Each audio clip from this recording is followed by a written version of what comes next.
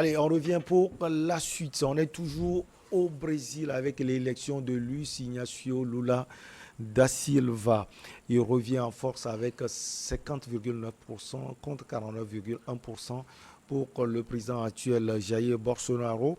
On va parler de la processus de transition déjà dans ce pays. On sait que Lula a nommé son colistier Gerardo Alckmin à la tête de l'équipe de transition qui va coordonner la passation de pouvoir avec le président actuel Jair Bolsonaro. On va écouter Lula da Silva, ses premières impressions après son élection. Je suis ici pour gouverner ce pays dans une situation très difficile.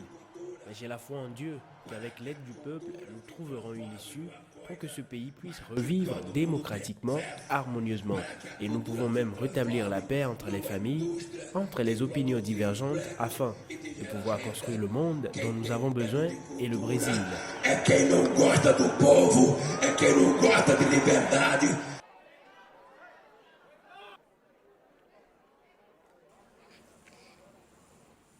Et Jair Bolsonaro, il a mis du temps pour pouvoir parler, mais il a fait finalement. On va aussi l'écouter. J'ai toujours joué dans les 4 lignes de la Constitution. Je n'ai jamais parlé de contrôler ou de censurer les médias et les médias sociaux.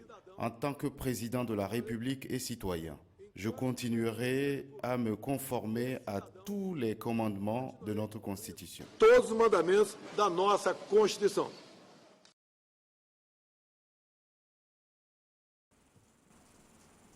Sans reconnaître ou féliciter Lula da Silva, il a quand même dit, Jair Bolsonaro, il va sans doute respecter ce qui s'est passé. Mais Lula déjà, Germain Pouli, on l'a écouté, il dit qu'il va travailler avec tous les Brésiliens parce qu'il a senti effectivement, comme Eric Johnson l'a souligné, c'est un pays très divisé aujourd'hui. Oui, un pays totalement divisé. On a vu déjà lors des élections les violences aussi qui ont émaillé la campagne électorale. On a vu même la violence verbale aussi entre les deux candidats. Et puis la violence après la proclamation des résultats, comment les militants de Bolsonaro ont bloqué la plupart des villes, donc la circulation. Il a quand même lancé un appel pour appeler Bolsonaro, je veux dire, pour appeler ses militants à contester dans le calme. Et il faut aussi dire que à l'issue aussi des élections législatives aussi, il a quand même une majorité confortable de droite aussi, avec laquelle le président Lula devra composer. Donc c'est normal qu'il dise qu'il veut travailler avec tous les Brésiliens. D'ailleurs, ce sont les premiers mots de tous les présidents quand ils sont élus, particulièrement dans le cas de Lula, parce qu'il a besoin quand même d'une atmosphère paisible pour avancer. Le pays, Eric Johnson le disait tout à l'heure, connaît beaucoup de violence, au point où Bolsonaro, il faut le rappeler, c'est un policier qui est devenu président. Il a fait de la sécurité son cheval de bataille et pendant longtemps, il a réussi quand même sur ce point à imprimer une certaine marque dans le pays et il a fait la promotion du port d'armes, un certain nombre de choses que certains lui reprochent. Et Lula donc va hériter d'un pays qui a été affaibli par la COVID, parce que ça a été aussi, c'est la gestion qui a coûté l'élection à Bolsonaro, comme ce fut le cas aux États-Unis pour Trump, deux présidents qui sont assez proches. Pour Bolsonaro aussi, c'est le Brésil d'abord aussi, comme America First et puis même de Trump. Finalement. Et voilà, un mandat et dans des conditions aussi contestables. Heureusement que lui n'a pas trop poussé la contestation, parce qu'il a eu là, il faut quand même féliciter sa sortie, même s'il n'a pas reconnu sa défaite. Il a appelé au calme, ce que Trump n'avait pas vite fait, qui a abouti à l'attaque du Capitole. Mais ici au Brésil, la situation, je pense, ça va quand même s'améliorer. Espérons qu'il n'y ait pas de chasse aux sorcières, parce que ça va plonger le pays dans une situation beaucoup plus complexe. Lula a gagné, c'est l'espoir des classes défavorisées qui estiment qu'il pourra relancer ses politiques sociales. Et on espère que l'environnement économique le permettra pour qu'il redresse le pays. Lula a gagné cette politique sociale, Germain Pouli l'a dit, mais Lula est au pouvoir. Est-ce qu'on peut craindre pour l'avenir de Jair Bolsonaro, même si c'est la justice qui va faire son travail? On lui reproche tellement de choses comme Yvan Valentin Mayaba. Oui, vous savez que Lula aussi en a subi. Quand il avait fait son premier mandat, il en a subi après son 27 de mandat. Il a fait 1 an de prison. Et c'est après la décision de la justice, il a été relâché. Aujourd'hui, il est encore revenu au pouvoir parce que il y a beaucoup de choses qui ont manqué en Bolsonaro, qui a manqué beaucoup de choses aujourd'hui. Les gens disent que malgré l'âge que Lula a, 77 ans, c'est beaucoup. Et si serait dans certains pays, on va parler de l'âge, il est vieux et tout. Mais je pense qu'il peut tenir. Vu l'engouement. Comme Joe Biden aussi. Oui, bon, voilà. Joe Biden, 77 ans. Donc, je crois que si vous regardez un peu sur toute la ligne, vous allez voir qu'il y a toute une liesse.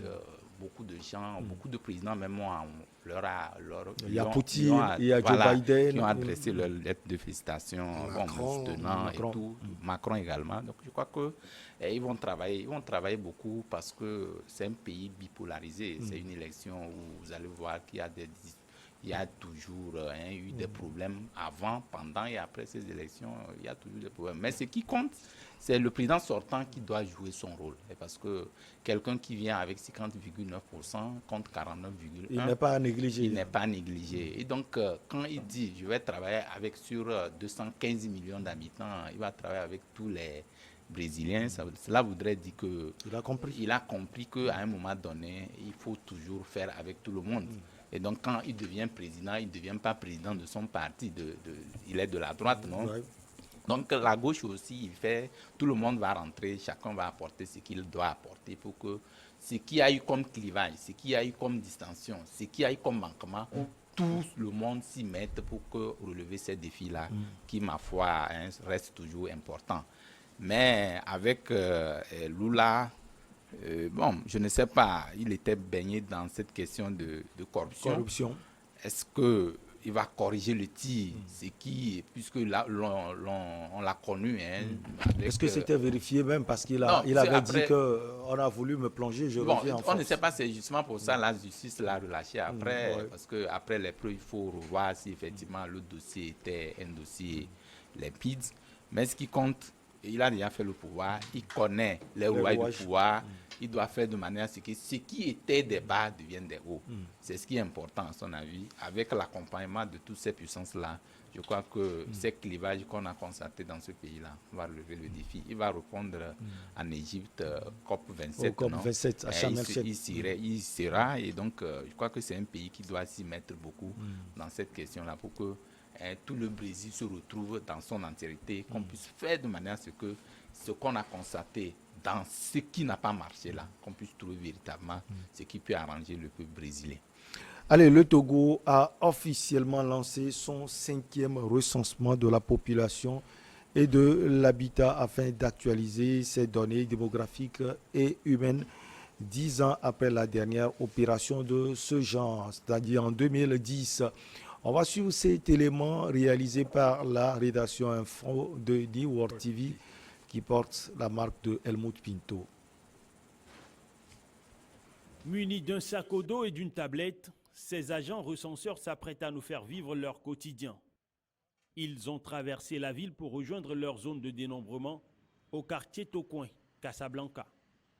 Pour la première maison qu'ils attaquent ce matin, l'accueil est enviable. Par contre, à la seconde porte, les choses n'ont pas été faciles. Mais ces agents sont préparés à la mission, comme les quelques 1600 recenseurs déployés sur le terrain pour le 5e recensement général de la population et de l'habitat. Ces agents de terrain ont bénéficié d'une formation qui a permis de les outiller sur l'ensemble des manuels et questionnaires. Ces agents vont parcourir tout le territoire national pour relever le nombre de personnes vivant dans le pays ainsi que leurs caractéristiques socio-démographiques et économiques.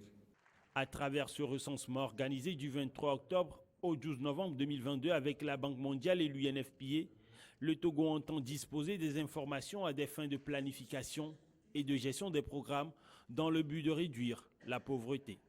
Avoir des données désagrégées au plus fin niveau des communes, des préfectures, est un exercice que chaque pays doit mener pour enfin fournir le soutien nécessaire au gouvernement afin de pouvoir faire la planification qui est prévue pour le pays, aussi bien au niveau de la planification territoriale, mais aussi pour tout ce qui concerne les besoins de la population.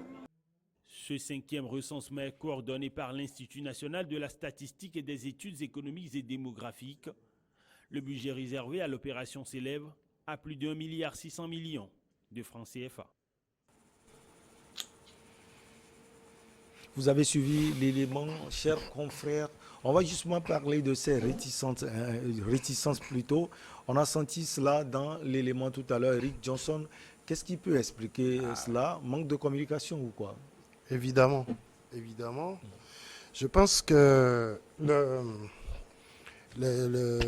l'organisme qui est chargé de ce recensement général de la population de l'habitat a essayé de faire de son mieux, sauf que nous avons un partenaire qui est le PNUD, à travers le Fonds des Nations Unies pour la population, qui, il y a 2 ans, avait lancé un appel d'offres pour la communication de cet événement.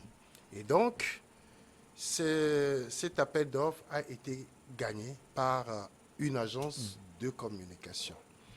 Logiquement, à partir de ce moment, on devait déjà commencer par aller vers les populations pour leur expliquer le bien fondé de cette opération.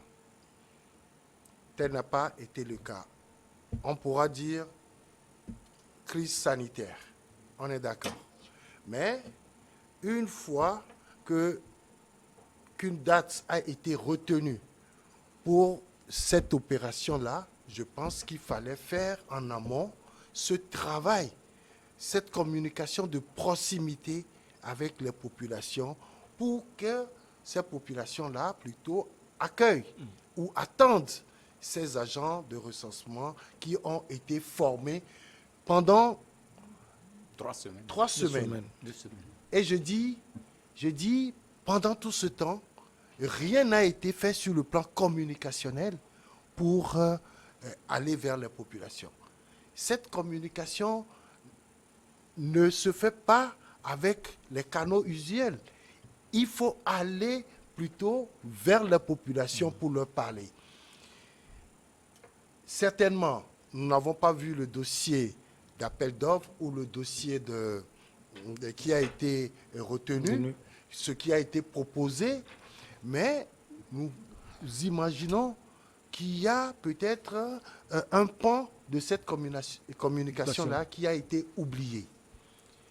C'est, par exemple, les gongonneurs, c'est, par exemple, les leaders d'opinion, c'est, par exemple, les chefs quartiers, les chefs de village, etc.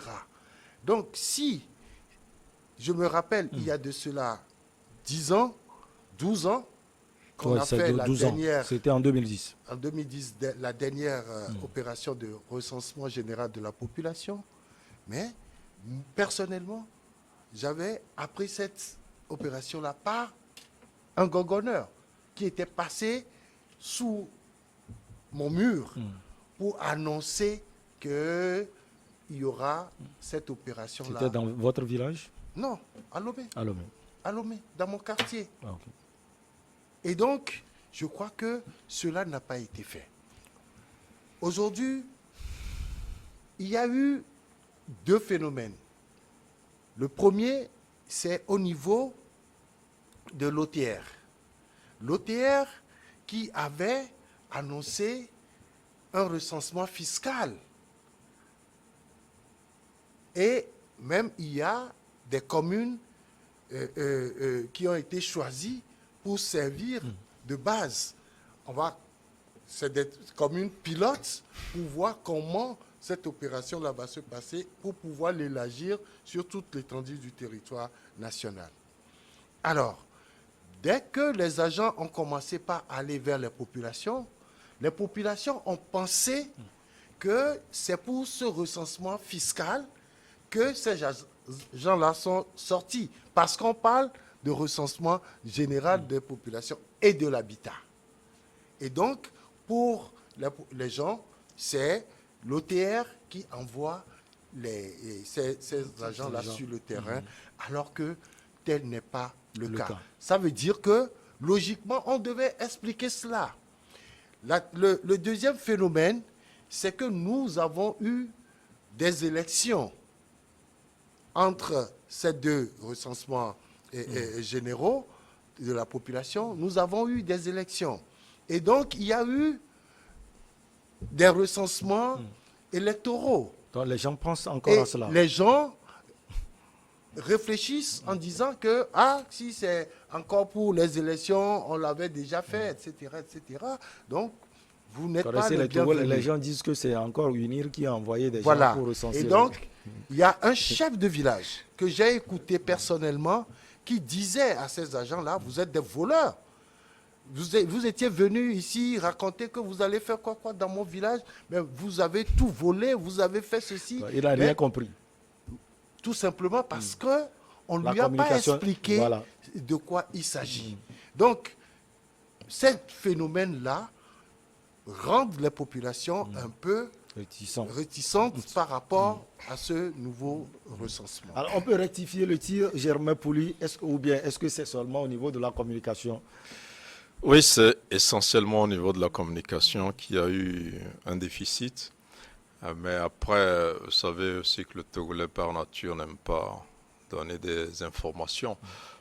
Vous savez, quand vous êtes journaliste, pour faire un micro-trottoir à l'époque, aujourd'hui ça va un peu mieux, mais c'est pas totalement ça. Les gens ont du mal à vous donner même l'information sur un événement auquel ils ont assisté.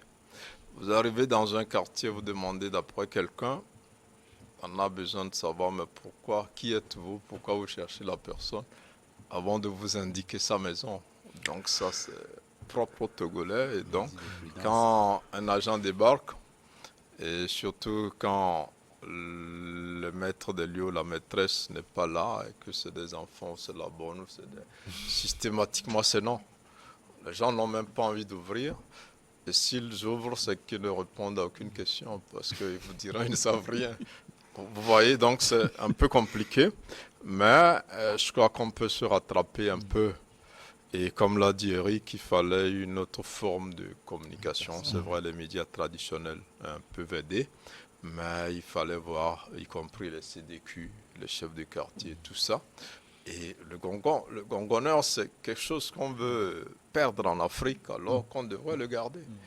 On devrait le garder. Si on n'investit pas dans la communication, peut-être qu'on peut faire des économies au niveau de la mais quand même, il y a eu quand même un gros budget qui a été voté pour cela. Et l'objectif de ce recensement ne serait pas atteint si on n'arrive pas à collecter les données. Ailleurs, dans certains pays, vous êtes obligé, la loi vous contraint à donner les informations. Ici, on n'est pas encore à cette étape-là.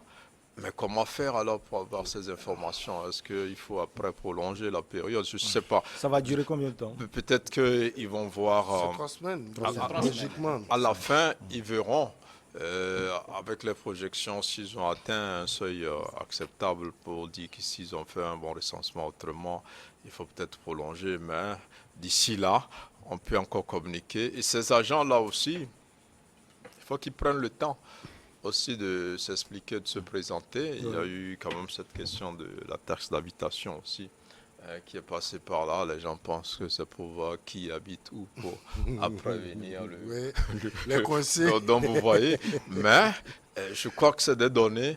Une fois encore, il faut rappeler pourquoi il faut ces données-là, parce que ça permet de prendre des décisions en faveur des populations. Si on sait qu'il y a tel nombre de personnes dans tel coin du pays, il y a tel qui est dans telle activité, il y a tel qui est à tel âge, il y a tel qui est apte au handicap, tout ça, ça permet d'installer certaines choses. Par exemple, pour installer une école, pour installer un hôpital, pour installer un terrain, pour installer une pharmacie, tout ça, ça se fait dans des pays comme la France. On vous dira, mais là où il y a 2500 habitants, il faut par exemple une pharmacie. Et on l'amène d'office. Donc après, on ne va pas dire dans telle zone, il n'y a pas tel service, parce qu'il n'y a pas de données. Il faut que l'État ait ces données-là pour faciliter son travail sur le terrain au profit des populations. J'en crois qu'on vienne prendre des données personnelles pour se servir contre eux, ce qui n'est pas le cas. Je crois que les agents aussi, quand ils sont sur le terrain, je pense aussi qu'ils doivent avoir beaucoup plus le sourire d'abord. Pour qu'on t'accepte, il faut rassurer les gens. Il ne faut pas donner l'impression que tu viens les déranger, mais tu viens te mettre à leur service, tu viens pour leur formés pour ça. Oui, donc, mais on ne le sent pas. Moi, j'en vois dans les rues à qui on refuse parfois des informations, mais qui ne se fatiguent pas. On ne sent pas qu'ils ont quand même été formés pour faire ça. C'est comme des commerçants. Vous voyez un peu ce que les médias font dans la rue. Même quand vous ne voulez pas acheter, il n'est pas découragé. Avec sourire même, et il vous amène finalement à acheter. Je pense qu'il faut faire quelque chose comme ça. Alors, comme Valentin Mayaba, votre regard sur ce 5e recensement général de la population et de l'habitat au Togo, est-ce qu'il peut expliquer ces réticences sur le terrain? Non, je crois que les autres ont tout dit. C'est qu'au niveau de la communication, c'est un fiasco. Et nous avons rencontré, je crois, sur une chaîne, on a rencontré le responsable même d'ICED qui sont chargés de ce processus-là. Il nous a expliqué de fond en comble comment ils se sont pris depuis le début jusqu'à atteindre le niveau de recensement. Je crois que c'est vrai, c'est une bagatelle somme de pratiquement 8 milliards. C'est beaucoup de sous. Et dans ce sens-là, il a fallu que chaque entité qui rentre dans ce train-là puisse faire l'édition des comptes, la reddition des comptes. Parce que quand on parle de la communication, c'est qu'il y a une partie de l'argent qui va dans la communication. Il faut voir si le travail a été fait. Parce que sur tous les médias, quand vous sortez aujourd'hui, la question que vous posez ça à quelqu'un, il vous dit donc que la communication, vraiment, c'est un déficit. Ça n'a pas marché. Pratiquement, ça n'a pas marché. Est-ce que cette agence-là a eu à faire le travail? Ça, c'est un. S'il n'a pas pu faire le travail, qu'il réponde. Ça, c'est clair. Pour que ces genres de situations ne se reproduisent plus. Parce que c'est de l'argent qu'on débourse, c'est l'argent du contribuable. C'est vrai que les partenaires ont mis de l'argent, mais ces données que nous voudrons actuellement, j'aimerais à relever cela. C'est pour élaborer des programmes de développement. Cela voudrait dire que si vous connaissez le nombre de populations dans un pays, et puis comprenez bien, ce n'est pas seulement les Togolais seulement au recense, c'est toute la population qui réside sur le territoire togolais, y compris les étrangers. Donc cela voudrait dire qu'aujourd'hui, c'est un processus 2 ans, en principe, c'est Covid-19 qui a fait, sinon c'est en 2010, enfin 2020, on devait l'organiser. Covid est arrivé, bon, il faut attendre qu'on trouve des formules les plus douces pour pouvoir voir dans quelle mesure il faut aller vers le processus. Donc 2 ans plus tard, plus tôt, on aurait pu commencer à penser à des mécanismes d'information et comment faire, le comment des choses pour réussir la chose. Mais aujourd'hui, on constate que c'est vrai, sur les médias, les gens ont commencé, mais plus de peur que de mal, puisque récemment, quand j'étais sorti dans la rue, j'ai vu que, bon, il n'est pas tard pour mieux faire. On a commencé à faire des caravanes de sensibilisation pour parler de choses, mais ça aurait été mieux que cela se fasse en amont. Donc, mais il reste 2 semaines devant. Il faut forcément que les gens s'y mettent. Ça fait juste... une semaine. Oui, il reste donc encore 2 nous, semaines. On en parle. On a eu le temps de recevoir le secrétaire général. Oui. Il faut que les gens s'y mettent parce que, comme les uns et les autres ont eu à le relever, ce n'est pas un recensement dans un cadre où on vient pour les fiscs, où on parle de recensement électoral et tout ça. C'est une confusion totale. C'est actuellement la population désemparée. Ne sachant vers quel côté il faut prendre, c'est quoi il veut faire avec les données, tout ça là. Je pense que vraiment, les gens n'en reviennent pas. Mais tout ce que nous sommes en train de dire par rapport à ce déficit-là, je crois que beaucoup de Togolais vont comprendre que ce processus-là doit intéresser tout le monde. Ça doit intéresser tout le monde. Tout le monde doit rentrer dans la dynamique pour que nous puissions réussir ce recensement-là. Il est très important, je vous assure, il est très important. Mais de grâce, ceux qui sont restés encore méconnus du processus, il faut qu'il rentre dans le processus pour qu'on puisse quand même réussir le pari. Et le disait tantôt, la somme qui a été donnée, quand vous savez que les partenaires donnent de l'argent, ils ont besoin qu'on justifie ce qu'on a fait avec de l'argent. Ça, c'est important. Ça, c'est très important. Maintenant, ce n'est pas la justification qui va manquer, mais réellement dire ce qu'on a fait avec de l'argent, c'est ce qui est important. Nous pensons que l'État fait le mieux, il faut que la population accompagne, il faut que tous ceux qui rentrent dans cette chaîne de valeur-là puissent mettre la main véritablement pour mettre l'intérêt supérieur de la nation au devant. Alors, on a encore 3 minutes. Alors, je voudrais dire d'abord que cette opération, les informations qu'on demande aux populations, c'est une obligation pour chaque citoyen de donner ces informations. Oui. Parce que l'accent n'a pas été mis d'abord sur ça, pour dire aux populations que vous êtes obligés de donner ces informations-là. Tout simplement parce que, d'abord, la population ne savait pas qu'elles auront la visite de ces agents-là. Maintenant, la communication qu'on doit faire sur ce recensement, c'est de dire clairement que c'est un recensement pour obtenir des données démographiques, sociales et économiques. L'accent doit être également mis sur ça, pour que les populations puissent comprendre. Parce que quand vous y allez, vous dites aux gens, on est venu pour obtenir des informations sur vous, ça ne veut rien dire pour ces populations-là. Alors, il faut leur expliquer. Il faut prendre le temps, comme l'a dit Germain. C'est vrai que les gens ont été formés pour ça. Et d'ailleurs, au démarrage de ce processus-là, on avait demandé aux gens, aux agents recenseurs, de s'inscrire dans leur commune. Et ça allait résoudre un problème en amont. C'est-à-dire que l'on vous connaît déjà dans votre périmètre de travail, on sait que vous êtes du quartier, donc si jamais vous venez prendre des informations sur nous et qu'il arrivait quelque chose, vous êtes responsable, nous allons vous attaquer. Les ressources alors que, locales. voilà, alors que si vous venez d'ailleurs, pour venir travailler dans une autre commune, ça va être un peu difficile. Je crois que c'est un manque d'information, de communication qui est en train de créer un peu de soucis pour cette opération. Mais je crois que les autorités compétentes du pays ont déjà pris les taureaux par la corne. Je crois qu'ils ont dit, il y a eu une réunion, 2 réunions déjà avec l'agence de communication, l'INSEAD et puis les organes de presse, etc. Et donc, je crois que le travail sera plus fluide et les populations seront plus averties. Dans tous les cas, il reste encore 2 semaines. On aura le temps de parler encore une fois de cela. Merci beaucoup à vous. Germain Poli, vous êtes journaliste, directeur de publication de Togo Réveil. Merci également à vous, Eric Johnson, directeur de publication de l'Union. On dit merci à Komi Valentin Mayamba, président de AJO7 et directeur de publication de Le Symposium. Merci également à vous. Merci pour votre fidélité. On se retrouve prochainement. À très bientôt.